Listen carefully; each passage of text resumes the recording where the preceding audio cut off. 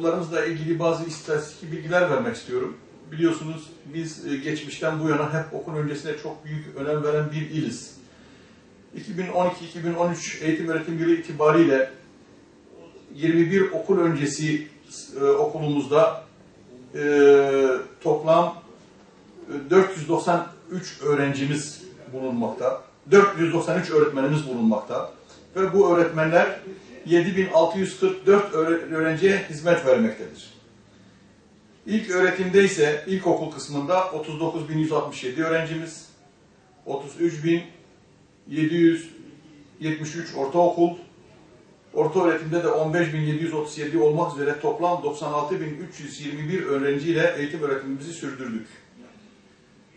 Öğretmen durumunu söyleyecek olursak, okul öncesinde 330, ilkokulda 1212, ortaokulda 1267, orta öğretimde 692 ve toplamda 3501 öğretmenimiz bulunmakta. Norm kadroya göre 900'e yakın öğretmen açığımız var. Ancak bu açığa rağmen öğretmensizlik nedeniyle kesinlikle kapalı bir okulumuz bulunmamakta. Ve terör nedeniyle, değişik etkenlerle herhangi bir okulumuzun olmadığını ifade etmek istiyorum.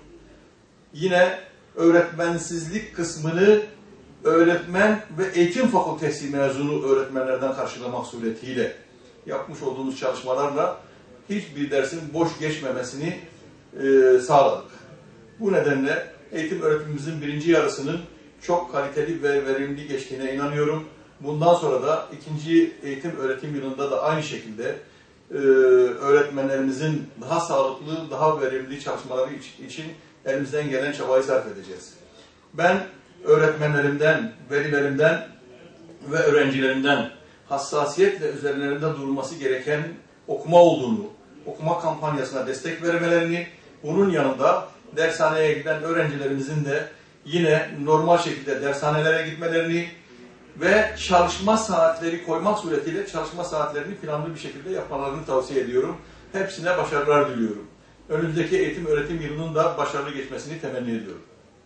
2013 eğitim öğretim yılını değerlendirecek olursak bugün sene başında eğitim öğretime başladığımızda devrim niteliğinde bir 4+4+4 kesintili eğitim sistemiyle birlikte başlamış olduk.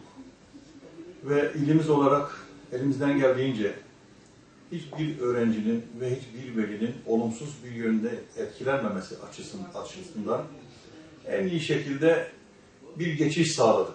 Bazı okullarımızı ilkokul, bazı okullarımızı ortaokul yaptık. Bazılarını da ortaokulları sabahçı, ilkokulları öğlenci yapmak suretiyle eğitim öğretimimize başladık. Allah'a şükürler olsun ki eğitim öğretimine başladığımız günden bu yana okullarımızda herhangi bir sıkıntı yaşamadık. Ve başladığımız tarihten itibaren bakanlığımızın yapmış olduğu öğretmen atamalarıyla yine okullarımızda herhangi bir boş dersin geçmesini, herhangi bir dersin boş geçmediği ve elimizden geldiğince eksik olan öğretmenlerimizin yerine yine çevremizde eğitim fakültesi mezunu öğretmenleri değerlendirmek suretiyle eğitim öğretimimize başladık ve Allah'a şükürler olsun ki işte bir yılın ortasını bulmuş olduk. Önümüzdeki Cuma günü yani yarın o öğrencilerimize karnelerini vereceğiz. Bu karnelerde bazı öğrencilerimizin durumu iyi olmayabilir, bazı öğrencilerimizin durumu daha iyi olabilir. Benim velilerime ve öğrencilerime tavsiyem şudur. Karnesinde kırığı olan öğrencilerin üzerinde fazla gitmeyelim. Psikolojik olarak destek verelim. Ve bu tatil havası içerisinde öğrencilerimizin dinlenmesine vesile olmasını sağlasınlar. Onun için benim velilerimden isteğim şu, çok başarılı öğrencilerin de dinlenmesini sağlasınlar. Ancak bir tavsiyede bulunacağım. Biliyorsunuz biz bu sene Eylül tarihi itibariyle Sayın Valimizin büyük destekleriyle Siirt Okuyor kampanyası çerçevesinde dün tarihi itibariyle 700 bine yakın kitap okuttuk öğrencilerimize. Yine bu sömestr tatili içerisinde öğrencilerimiz planlı bir şekilde kitap okusunlar. kitap okumanın çok büyük bir faydası olacaktır. Şöyle söylüyorum, kitap okuyan öğrenci okuduğunu daha iyi anlar, anladığını daha iyi anlatır.